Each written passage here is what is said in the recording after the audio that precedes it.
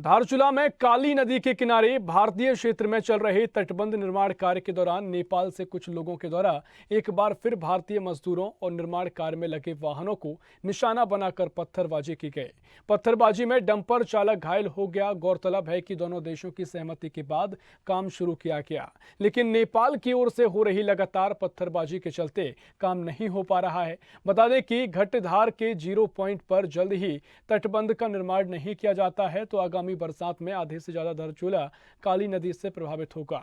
भारतीय क्षेत्र में कार्य कर रही कंपनी के मैनेजर इंद्रजीत शर्मा ने बताया कि पत्थरबाजी के दौरान उनको लाखों का नुकसान हो रहा है। इस तरह से लगातार पत्थरबाजी होती है तो हम काम नहीं कर पाएंगे। प्रशासन कार्य के दौरान सुरक्षा की व्यवस्था करे, प्रशासन से गुहार लगाते हैं। वहीं स्थानीय प्रेमा कुटियाल ने पत्थरबाजी की बढ़ती घटनाओं को लेकर नाराजगी जाहिर की और कहा कि नेपाल भारत के नागरिकों के सब्र की परीक्षा ले रहा है। इस प्रकार की अराजकता को बर्दाश्त नहीं किया जाएगा। सिंचाई विभाग के अधिशासी अभियंता ने बताया कि नेपाल के द्वारा गुलेल से निशाना साधकर पत्थर बरसाए जा रहे हैं। ऐसे में जान को खतरा है। पत्थरबाजी होती रही तो काम करना मुश्किल हो जाएगा। धारचूला से नीरज की रिपोर्ट।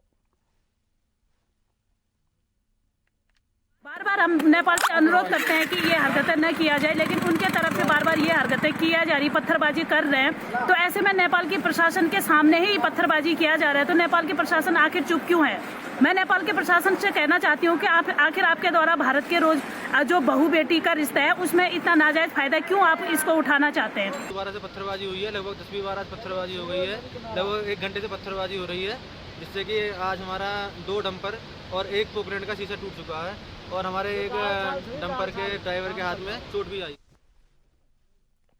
धारचूला से आपको ये पूरा मामला बता रहे हैं और इसी खबर पर ज्यादा जानकारी के लिए संवाददाता नीरज सिंह हमारे साथ जुड़ गए हैं। नीरज, नेपाल की ओर से लगातार 11वीं बार पत्थरबाजी देखने को मिली है। फिलहाल क्या हालात हैं और क्या कुछ अपडेट फिलहाल इस पूरे मामले को लेकर? नीरज, जैसे कि आपको बताना चाहूंगा, लगातार नेपाल की ओर से पत्थरबाजी की जा रही है। कल भी लगातार यहाँ पे पत्थरबाजी की गई और रात को देर रात भी लगभग 11 बजे भी इनके द्वारा पत्थरबाजी की गई। लेकिन जैसा देखा जा रहा है कि नेपाल की ओर से इस पे कोई जो पत्थरबाज है उन पर कोई कार्रवाई नहीं की जा रही है। लगातार ही दोनों देशों की सहमति बन रही है, काम किया जा रहा है, लेकिन उसके बाद भी वहाँ पे पत्थर कुछ ऐसे असामाजिक तत्व हैं जो दोनों देश के रोटी और बेटी के रिश्ते को बरकरार रखना नहीं चाहते, जिससे दोनों के देश के रिश्तों में खटास पैदा हो। ऐसा ये कुछ असामाजिक तत्व चाहते हैं और जिससे ये लगातार यहाँ पे पत्थरबाजी कर रहे हैं। कल भी इन्होंने पत्थरबाजी करी, जिसमें जो कार्यदायी संस्था है उनके 2 डंपर और एक जो वहाँ पे कार्य कर रहा था मजदूर, वो भी घायल हुआ है। और यहाँ पे प्रशासन के द्वारा जो नेपाल प्रशासन है वहाँ पे कुछ भी उन पत्थरबाजियों के ऊपर कोई कार्रवाई नहीं कर रहे हैं। बिल्कुल नीरज, 11वीं बार ये पत्थरबाजी हुई है और स्वाभाविक है जो मजदूर वहां काम कर रहे हैं उनमें दहशत का माहौल है। तो इस पूरे मामले को लेकर समाधान कैसे निकलेगा?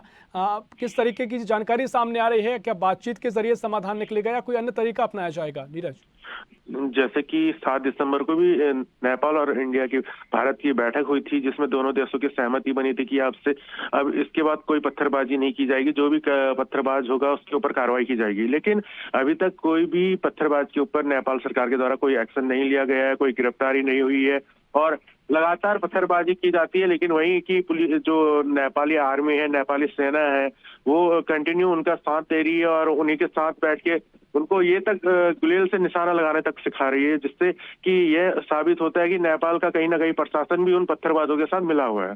बिल्कुल, कई सवाल इसके बाद खड़े होते हैं और मजदूरों में स्वाभाविक तौर से दहशत का माहौल है। देखना होगा क्या कुछ तरीके से आगे बात का समाधान निकलता है। बहुत शुक्रिया आपका जानकारी साझा करने के लिए।